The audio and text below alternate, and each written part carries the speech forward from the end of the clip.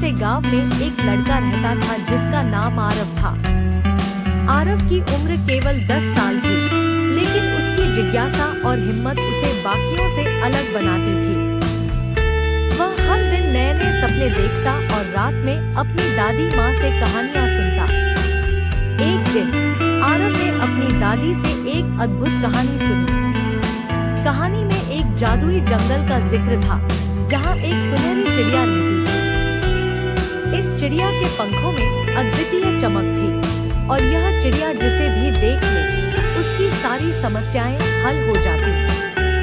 आरव ने निश्चय कर लिया कि वह इस जादुई चिड़िया को ढूंढने निकलेगा। अगली सुबह आरव सूरज निकलने से पहले ही जाग गया और अपनी यात्रा पर निकल पड़ा। उसने अपनी झोली में थोड़े से फल और एक पानी की बोतल रखी और चल पड़ा। गांव के बाहर एक घना जंगल था, जिसके बारे में लोगों ने कई कहानियां सुनी थी। लोग कहते थे कि उस जंगल में कदम रखने वाला कभी वापस नहीं लौटता। लेकिन आरव को इन कहानियों से डर नहीं लगता था।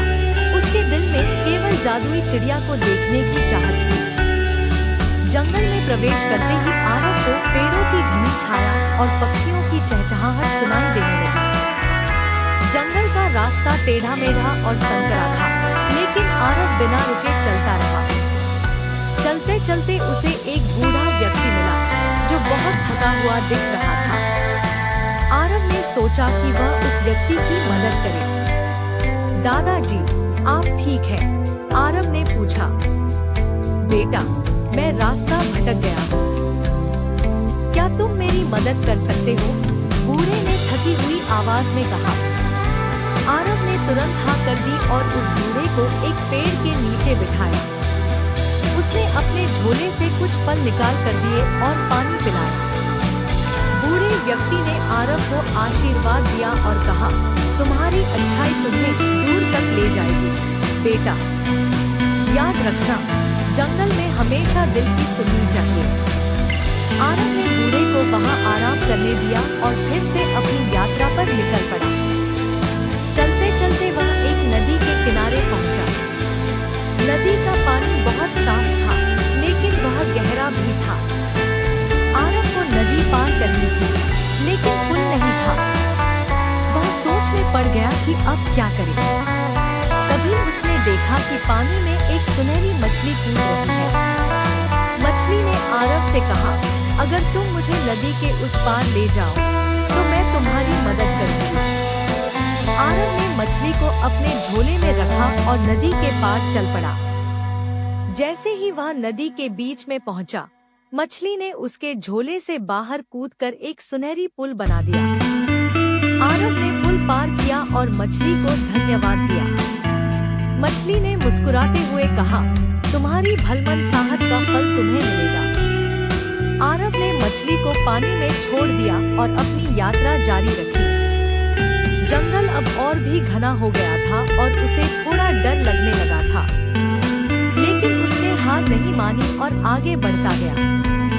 कुछ देर बाद वह एक छोटी सी झील के पास पहुंचा। झील का पानी दूधिया सफेद था और उसमें से एक मृदु सी रोशनी निकल रही थी। आरव ने सोचा कि शायद यह वही जगह है जहाँ जादुई चिड़िया रहती है। उसने चारों ओर देखा, लेकिन उसे कुछ नहीं दिखाई दिया। तभी झील के पानी में एक लहर उठी और एक सुनहरी चिड़िया बाहर निकली। चिड़िया की चमक इतनी तेज थी कि आरव को अपनी आंखें मिचानी पड़ी। चिड़िया ने कहा, तुम्हारी साहस और दयालुता ने तुम्हें यहाँ तक पहुँचाया है आरव। मैं तुम्हारी मदद करने के लिए तैयार हूँ। आरव ने चिड़िया से कहा, मैं चाहता हूँ कि मेरे गांव के लोग हमेशा खुश रहें और कभी किसी को दुख का सामना न करना पड़े।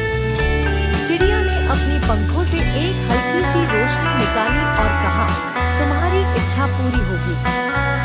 अब घर लौट जाओ और यह अमूल्य यादें अपने साथ लेकर जाओ। आरव ने चिड़िया को धन्यवाद दिया और खुशी खुशी अपने गांव की ओर लौट पड़ा। रास्ते में वह उन्हीं पेड़ों और रास्तों से गुजरा, लेकिन अब उसे कोई डर नहीं था।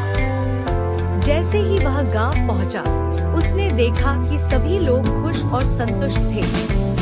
उसके दिल में संतोष और खुशी थी कि उसने जो चाहा था वह पूरा हो गया।